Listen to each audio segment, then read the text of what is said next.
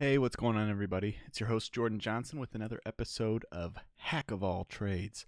I am your hack of all trades. And what's going on? What's going on, you fellow hacks? You're a bunch of hacks. All right, enough with that little intro. As you might notice, if you're watching this video, look at this. What do you know?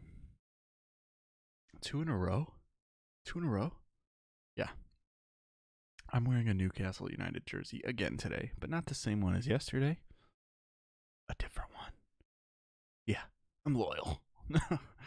Actually, this was actually my first Newcastle United jersey that I ever owned. I believe it's like from, I don't know, 2012 or 13 or something like that. It was like, their alternate. And this is back when Ben Arfa played for Newcastle. I believe now he plays for PSG. So this is my oldest jersey, my oldest Newcastle one, and a favorite just because it's my first. So yes, I am wearing another Newcastle jersey today. Okay, you see my office? You see where I work? See where I work? Right here? Right here? It's actually not my bed. This is guest bedroom. But my bed's like 20 feet that way. 20 feet. My boss, this guy, this D-bag right here, don't tell him. I'm pointing at him. And so he doesn't really care what I wear to work, and I hope you don't either. So it's another Newcastle jersey. I've got like 6 of them, and so when I just need something quick to throw on, something that breathes well on a nice day, jersey's great for that. So, my boys, if you want to hear why I chose Newcastle United, why I like them, or chose to follow them, should be more so the question. Because it's not in my blood or anything. You can watch the last video or listen to the last podcast. I kind of cover my decision making, why, when I started following soccer, all that sort of fun stuff. That's last podcast. This is this podcast. So you ready for true hack of all trades fashion? Like, seriously, something pops in front of my face, and I go, "Oh, that thing's shiny." Or, "Oh, I forgot about that. Ooh, I used to enjoy that." And it doesn't matter what it is. It doesn't matter what it is. Let me show you this really. I mean, I'm like oogling over this thing. Oogling over it. It's never going to be in my near future here. But it's this dang Arturia. Let me see if I can find the model. Arturia. Yes, the MINIBRUTE 2S. Not the MINIBRUTE. The MINIBRUTE 2S. Let me show you this thing. Here, we'll switch over here real quick. Let's see if my browser comes through. It did not last time. I had to fix it. Properties. Yeah, I want to show you this thing. It's pretty cool. And let's see if we can get it to work. There we go. Oh, boom! Look at that guy. Oh, I know. I shouldn't want these things. Why should I ever want this? What? I don't buy these things. The Arturia MINIBRUTE 2S is a desktop analyze synthesizer / step sequencer. I have a step sequencer. It's kind of like a step sequence for drum machine, kinda. The Akai Rhythm Wolf, this guy. Boom. Looks pretty cool, huh? Right? You can make cool beats. Cool. But yeah, the Akai Rhythm Wolf is it's nice. It definitely can. It's a standalone thing. You can use it, plug your headphones right into it, and just start making beats. No computer needed. Love it. Great. Somewhat limited in its standalone functionality and the sounds you can really get it to produce. I watched some silly YouTube video of some guy in like Big Black Delta or something, explaining the Kai Rhythm Wolf, and he's like, "Oh, you can get any sound that you want by twisting the knobs on the top above each thing." And that guy's, I mean, I'm sure he's a smart, lovely, nice guy, but like, he knows he's lying. He knows he's making that Rhythm Wolf ad.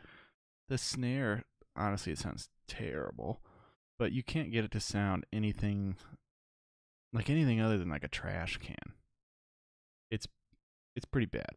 So maybe I'll plug it in one of these times because I can plug it in and let you guys hear it. But yeah, the snare sounds like garbage. And same thing with cymbals are pretty bad. But other than that, you can get a cool kick drum. You can do a synthesizer kind of on it. There's like a very basic synth stuff. But yeah, I like something like this, where if you watch videos on this thing, what you can do with it is much more close to endless than the Akai Rhythm Wolf. So you got your sequencer down here. You've got your basically your synthesizer controls and patching up here. All your waves, your different envelopes, all that fun stuff. Really cool machine. You link that up to like whatever you want, but they have Arturia also has a one just for beats. So you've got this drum brute. So you could have this guy, the drum brute, and this mini brute working together. Drums doing the drum thing, this guy doing the synth crazy thing, and before you know it, you're constructing a song pretty much, or you've got most of the parts you need from two machines. So yeah, in an ideal world, that would be the setup, huh? That would be pretty cool. Or look at this guy, different drum brute, different A2 drum brute. I don't know. Yeah, just some cool little things. Again, this is not actually this is part of my hack of all trades bit. But, oh man, it's just like I see these shiny things, and it's just like, oh my god. So I can sell my left pinky toe today and probably get this ordered by tomorrow, and then it'll be here by Tuesday. That's seriously how my brain thinks when I see things like this. It's like, oh, I could just sell my bed. I could just sleep on the floor for a few days. No problem. So I often get caught in traps like that where it's like, why the hell did I buy this thing? $700 machine shows up at my door, and I'm just like, I don't even know what that button does. In this case, I do, but yeah. So this guy, this holy grail up here, if you're watching the video, I'm gonna try and pretend like I'm holding it above my head. No. This would be a dream machine. And if anybody has one, they want to send it to me for free. Let me know. I'll pick it up off you. If it's free, I'm not. But yeah, this guy. Oh man, the video I have for this, you'll know it. It'll be probably right in the picture, right there, and it'll be like 30 minutes of me going like beep boop, like using none of its intense features, I'm sure. But yeah, maybe that'll have a video coming up soon. It's on my wish list. Oh god, I should never have put it there because now I will not be able to unfind it. It's now forever in my head as a new trade that I will become a hack at. So we'll see. Oh, I can't keep looking at it. Like I said, I'm gonna keep like finding things I can do to get it sooner. Another hack of all trades things I'm doing lately. Duolingo. Duolingo.com. Not an ad, not a sponsor or anything like that. Go use whatever language tool you want. But I'm in true hack of all trades fashion. I've been watching that. There's a guy on YouTube who like this black guy who goes around, and I think, and I'm not, I only say his race because I think it adds to the surprise of the people he talks to. So he will go around and he'll find, people in supermarkets or whatever, And he can speak conversationally like 20 or more so different languages. He's fluent in like 3 or 4 primary ones. But if he sees somebody like Chinese or Japanese, he'll go up and try and initiate a conversation in their language, or find out where they're from and then initiate a conversation in their language. And just watching those videos, because like I said, he's in America. I don't think many foreigners expect Americans to go out of their way, especially to learn like Eastern languages like Mandarin, Cantonese. He can switch between those no problem, and that really surprises people. And yeah, I think just that plays into the sort of the extra special sort of like surprise, that look on these people's faces of joy, that makes the video that much more entertaining to watch. So, like I said, like I'm not the black guy. It's really just because I think it adds to the people's reaction. They see kind of these. It's every single time it's him and his buddies. These 2 black guys walking up to him in a supermarket, right? I think most anybody, if you get approached by any strangers in a supermarket, you're kind of like going to start turning your shoulder and, probably proceeding down the aisle or something. And you kind of see that thing start to happen, and he'll yell out in Cantonese or something, and they'll stop and turn because they're so surprised that somebody would yell at them in their native language. So those videos have been super fun to watch. In terms of just the joy it brings people to speak their native language with someone that they're unsuspecting of, in terms of knowing that language. And just you can tell that they really enjoy it, sort of speaking their native tongue. He was speaking Burmese with some Burmese guys, and you could tell just like how nice it was for them to speak Burmese with someone that isn't basically their family, and then they're not forced to speak English. They can speak Burmese sort of freely with a new person they've never met, and they don't really get that experience outside of their home country. So I don't know, I just thought his videos were very entertaining. And so what do? I say, hey, I want to learn some languages. I could do that. I see him doing that. I could do that. And so I go and I say, oh, yeah, I had one of these accounts back in the day. Huh? One of these Duolingos. Came back in. Immediately started my French module. I took French in high school. I am not great at it. It's been a long time since high school. But I still often will like think in my head of like things I learned in French. So I'll often just be in my head and be like, un garçon, or whatever. Afi. Or just saying random words like that in my head, of just random things that pop in, or like verbs. Like to go, aller. Je suis allé au cinéma. Like really basic, silly French. I'll just randomly, I still to this day will think about it and just kind of wish I knew more. And so watching those videos, it was just like, all right, time for the hack to come out of the woods and learn some French. That way, maybe I never need to get this podcast like translated by somebody official. Maybe I'll just go back and re-record them all in French for my huge French audience. No, I don't know. It's really, like I said, it's a part of my nature to see something, be attracted towards it, and sort of just do it. Most of the time, do I follow through to the end? I'm in France speaking at a local cafe? No, but that's kind of what this podcast is about. Just kind of the human nature of spontaneity, of things coming up, reacting to them, engaging with them or not. For me, it's often engaging with them. So I am learning French here. Also, this is a blast from the past, but when I signed back in, I noticed that I was doing Esperanto. If you've never looked into Esperanto, it's pretty cool. Pretty cool.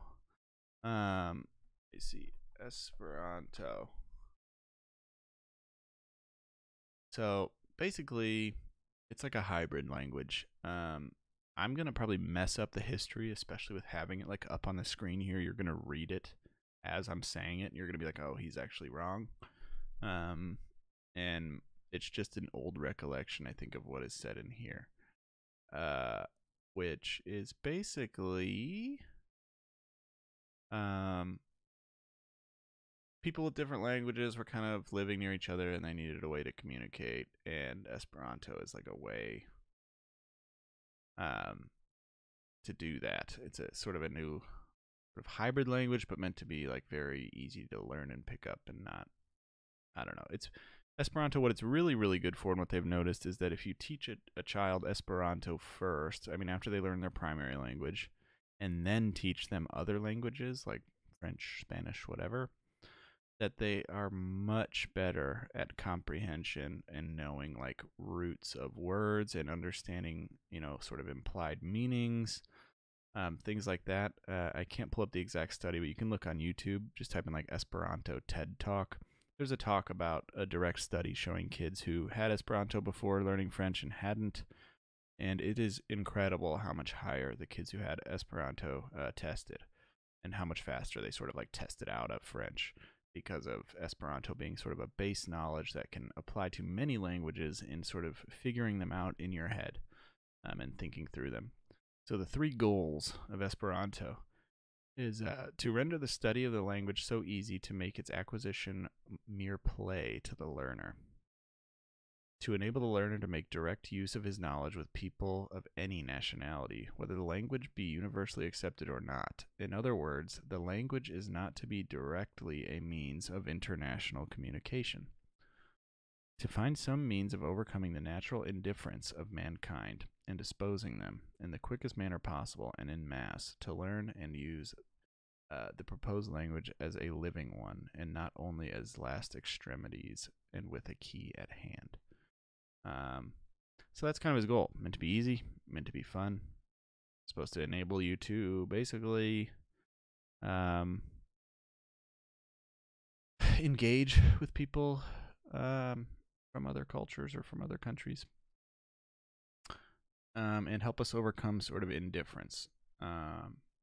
So I believe, let me see here.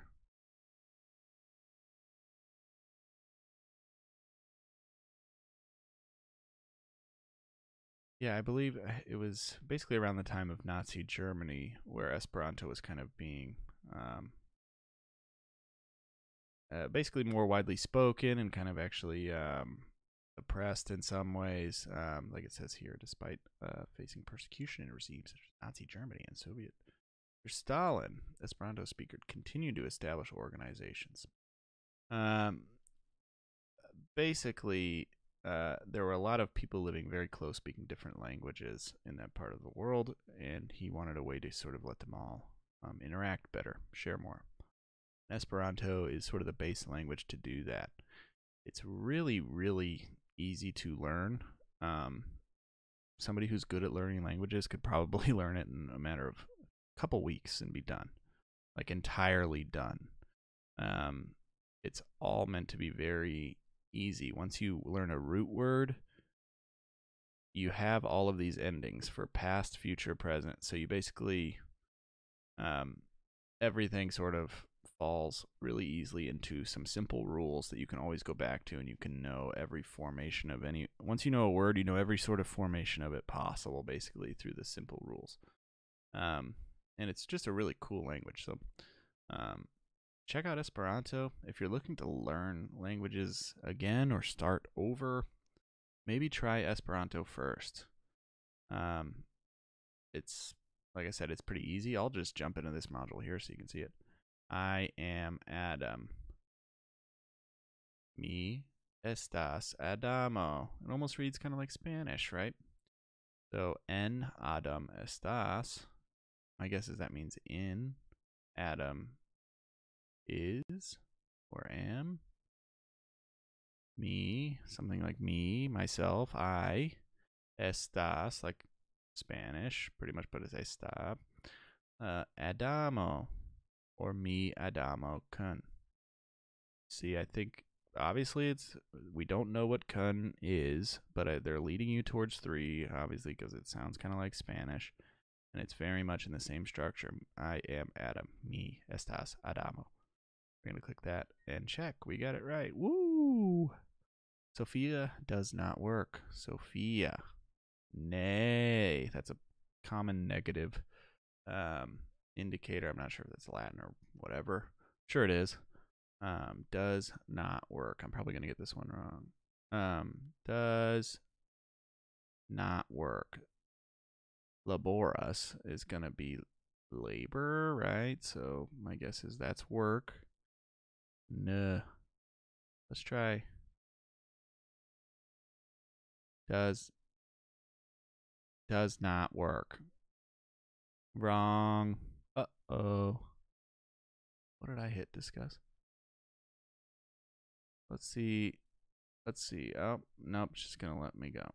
You do not work. Ne laboras. No. I am not Adam.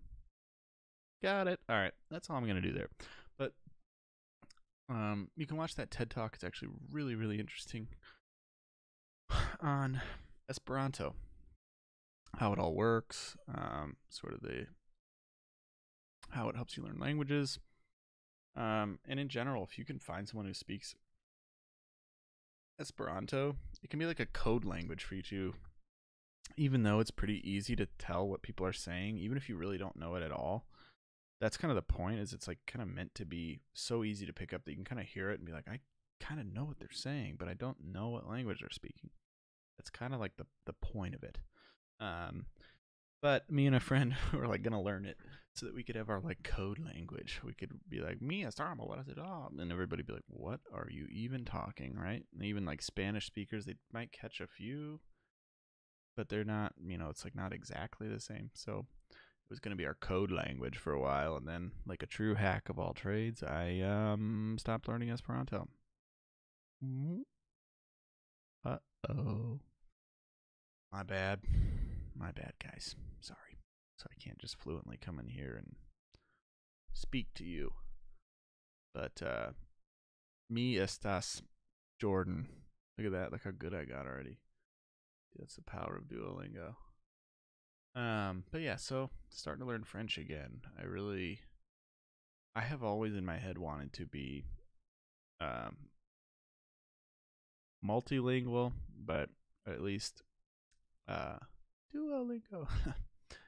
At least know two. In the sense where I could go to France and I could comfortably walk my way around a conversation, and try not to back out to English very much. I would love to do a trip where I actually challenge myself to speak the language of wherever I'm traveling for the majority of the time. That's kind of one of my goals. One of the things I really don't like, specifically about Americans traveling. It's not like, oh, everybody's so bad, but really there's somewhat, and I would also argue sure that English is more somewhat of a world language. Most places you travel will know, or most major cities and most major countries will speak pretty decent English, where you can go order food and not really run into problems if you say water, things like that. But I always think it's kind of like arrogant to go into a country and then not even attempt. Like, and that's one of the the French hate us for many reasons. One main reason is because we often just show up and we're like Americans. We're just like, hey, give me that thing. And they're like, huh? Huh? Je ne parle anglais. Like, I don't speak English, but I do. But I'm not going to humor you because you're an asshole, right? It's kind of like what tends to happen in France. Or, it didn't happen to me too much when I was there, but you get a little bit of, when you try to speak French, people are much more open to you. When you can just say, like, I don't speak French very well, but I want to try. People are much more receptive to that. They're much more willing to speak slowly, help you with your French, actually smile and talk to you and not ignore you. So always worth a shot. When you travel, just try and learn a little bit.